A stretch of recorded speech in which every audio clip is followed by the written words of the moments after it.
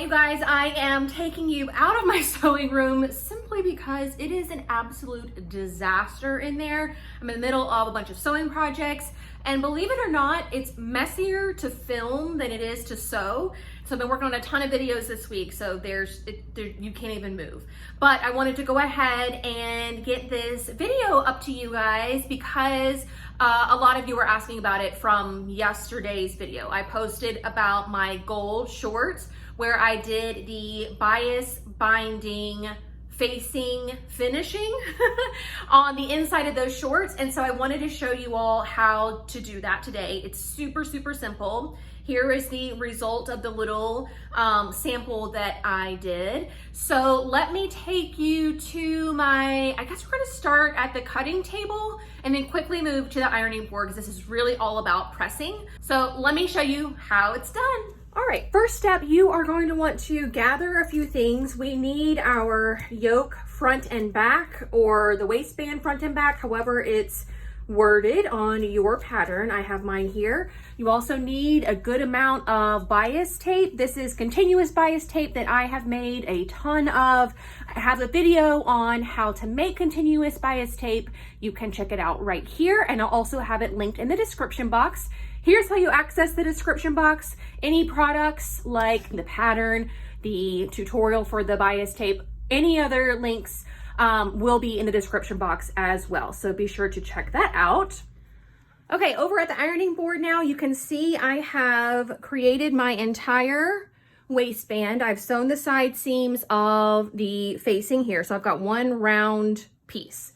Move that to the side and pull out your bias binding that you've cut to size, and we are going to press this in half. All right, so we've got that done. I am heating up my Oliso mini iron because this next step is dealing with a very, very little bit of fabric, and I love to use the mini iron for little ironing projects like this. It's just a lot less bulky of a piece of equipment to move around, and it tends to burn my fingers less. So that's good. While that's heating up, let me tell you about the bias tape. So I have cut this to 1 1/4 inches. Basically what I want is a finished binding of 1/4 inches showing all the way around, and that would equal 1 inch. But every time you turn the fabric, a little smidgen of it gets eaten up by something called turn of cloth. And so I like to just factor in an extra 1/4 inch to accommodate for that. Also, and we'll talk about this more once we get to sewing, I want the wrong side of the bias binding to be a little bit longer than the front side so that whenever I stitch in the ditch, it will catch on the wrong side. So I need a little bit extra in order to pull both of those things off. Nobody's going to be coming around here and measuring that my bias binding is 1/4 inch.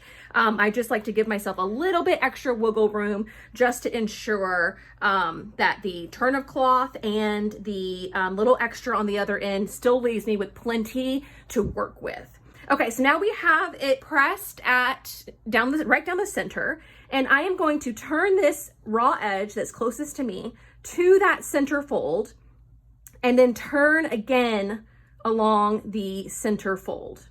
And this is the piece that I am going to press. So you can tell it's very little, very finicky, which is why I want to use the mini iron for this.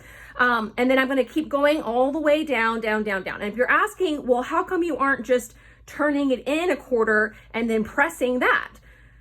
In my experience, when you do that, you end up pressing out the center fold that you just made. So I like to just go ahead, turn it twice. It should fold really easily along that center press line you just made, and then you go all the way down the length of the bias binding. It's also why it's helpful to measure your bias binding so you're not doing more of this than you need.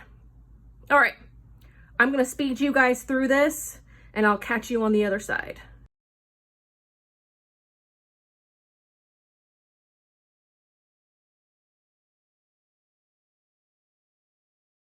Okay, now you can see I've got my bias tape turned under 2 times, and I've got one of the edges completely raw.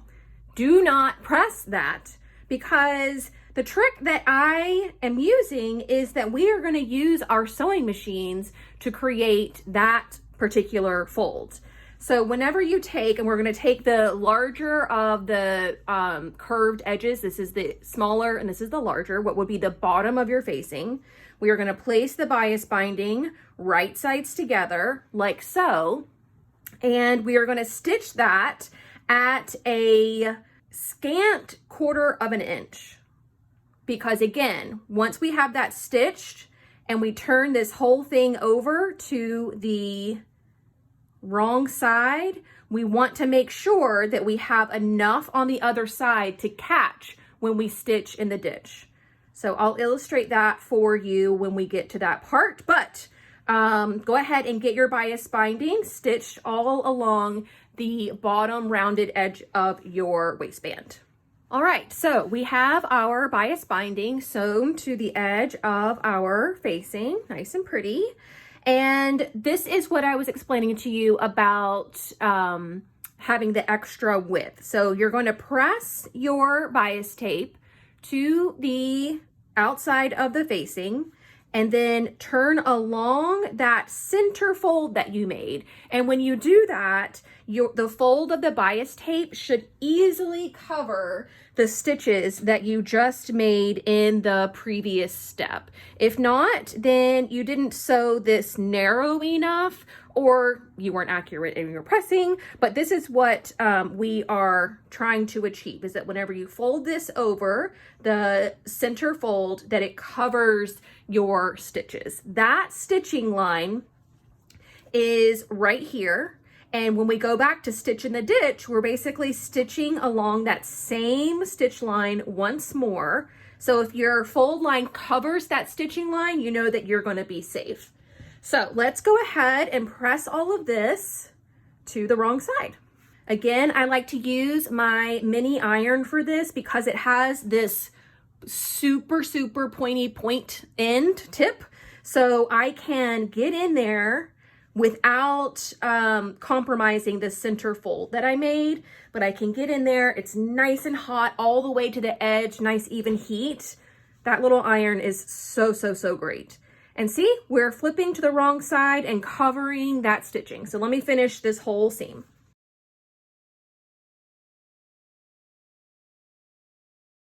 All right, beautiful. Now we are going to go back to our machines and we are going to stitch in the ditch all along this seam line, and I'm going to use my blind hem foot because it has this little, oh, I don't know how to get you guys to see it. It has this little, like, there you go, this little ridge on the bottom, and basically I put that ridge right in the groove of that seam, put my needle just barely inside the where the bias, see that little, like, let me use this. See that little, like, groove in there? I put my needle just barely in there. That little guide is going to help keep the foot right in that seam line with minimal effort on my part, ensuring that the needle's in the same place as we go along. It makes really beautiful stitch in the ditch seams. So let me go do that and I'll show you what this looks like. All right, so I'm not going to do the whole thing because my matching thread still hasn't arrived yet. I had a little bit of a snafu with the shipping, completely my fault, not theirs. But you can see where the contrasting stitching is. If that were a matching thread, it would be completely invisible. And then on the wrong side, I have my navy thread, and you can see where it's just barely catching the edge of the bias binding on the wrong side. So from here, we're gonna pretend that we've got a pair of shorts attached to the bottom of this. You would sew this seam to your shorts, right? And then you're going to take your facing, we've got shorts down here. You are going to take your facing, sew it right sides together with your waistband all along here, flip it, understitch, do all of that good stuff. And now you've got this situation happening here. And because we didn't take anything off the the seam allowance here, other than just to cover that last 1/4 of an inch, basically what's going to happen is this is going to be longer than your, the facing is going to be longer than your waistband. So your waistband's going to be sewn into your shorts like so. So if we've got shorts attached here, and then this hangs below, so that whenever you stitch in the ditch right along here, it's catching this facing along the way. So here's an example. Here's an example. I've got my waistband, then my facing, and then it's covered the part of the shorts, and I've stitched in the ditch all along this seam here so that you cannot see any of the raw edges, and it's completely enclosed, and you get this really cool, really pretty finish on your waistbands. All right, so as you can see, with some pretty accurate pressing, a couple little extra steps than you would normally take, you can have a really beautiful finish on the inside of your garment and not have to mess around with any of that crazy stitch in the ditch where you have your facing folded under. That is just like, nobody's going to be good at that.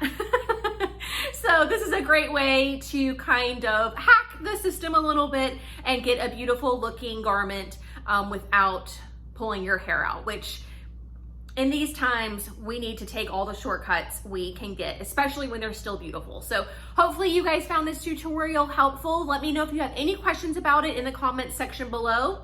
Also, be sure to check the description box, like I said earlier, for all the links and everything that I talked about. The link to my Oliso mini iron is in there as well. It doesn't seem like something that you would use very often, but I promise you guys, every single time I'm doing something with little itty bitty hems and finishes and finicky bits, that has saved me and my fingertips so much. It's very hot, lots of steam. It works just as well as a big iron, but without all that weight and bulk and everything else getting in your way. So I have a link for that in the description box. There's also a coupon code for you guys to use. So if you're interested, check out the coupon code for sure. But that is gonna do it for me today. Thank you all so much for watching, and I'll see you very soon. Bye.